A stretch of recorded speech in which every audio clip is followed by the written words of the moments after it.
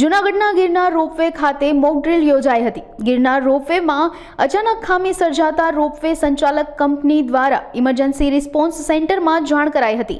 NDRF, SDRF, fire અને ambulance યુદ્ધના ધોરણે સ્થળ ઉપર પહોંચ્યા હતા તેમજ ડિઝાસ્ટર મામલતદાર સહિતના અધિકારીઓની ટીમ સ્થળ ઉપર પહોંચી હતી અને ટ્રોલીમાં ફસાયેલા પ્રવાસીઓનો અદ્ભુત બચાવની કામગીરી કરી હતી। દિલધડક ઓપરેશન કરી અને પ્રવાસીઓને બચાવી લેવામાં સફળતા મળી હતી। પીએમ ક્રિસ્તી મામલતદાર ડિઝાસ્ટર જુનાગઢ જિલ્લો। અહીંયા જે જુનાગઢ જે રોપવે છે ઉષા બ્રેકો કંપનીનો, એ ઉષા બ્રેકો કંપનીના રોપવે સિસ્ટમ તો ઘણી સારી છે, વ્યવસ્થિત ચાલે છે, પરંતુ એમાં વહીવટીતંત્રની સરકારશ્રીની સૂચના અનુસાર અને એનડીઆરએફ ટીમ, એસડીઆરએફ ટીમને સાથે રાખીને એક મોક ડ્રીલનું આયોજન કરવામાં આવ્યું હતું અને એ મોક ડ્રીલમાં વહીવટી વિભાગ, વહીવટીતંત્રના જુદા જુદા વિભાગ, આરોગ્ય વિભાગ, ફાયર વિભાગ, પોલીસ વિભાગ અને બીજા તમામ વિભાગોએ, વન વિભાગ, દરેકે સારો સહકાર આપ્યો અને અમે આ મોક ડ્રીલ સારી રીતે પૂર્ણ કરી શક્યા છીએ।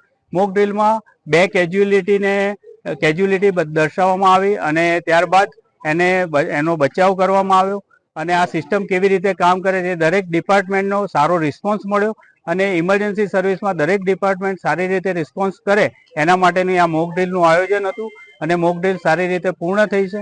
હું વહીવટીતંત્રનો અને દરેક વિભાગનો આભાર વ્યક્ત કરું છું। આ સમયે જ્યારે ઉષા બ્રેકોમાંથી કોલ આપણા ઇમરજન્સી રિસ્પોન્સ સેન્ટર પર જાણ કરવામાં આવી, એક સિનારીઓ નક્કી કરવામાં આવ્યો તો તે પ્રમાણે કે અહીંયા એક કેજ્યુલિટી રોપવેમાં ખામી સર્જાઈ છે અને કેજ્યુલિટી ફસાયેલી છે, તો અમારા ઇમરજન્સી રિસ્પોન્સ સેન્ટર પરથી જુદા જુદા વિભાગને કોલ કરવામાં આવ્યા અને જુદા જુદા વિભાગ તરફથી રિસ્પોન્સ મળ્યો અને દરેક વિભાગના કર્મચારી અને તેની ટીમ સાથે અહીંયા હાજર હતા અને એનડીઆરએફની ટીમ અને એસડીઆરએફની ટીમને પણ અહીંયા હાજર હતી અને કેજ્યુલિટીનો બચાવ કરવામાં આવ્યો। આ એક મોક ડ્રીલ જાહેર કરવામાં આવેલ છે।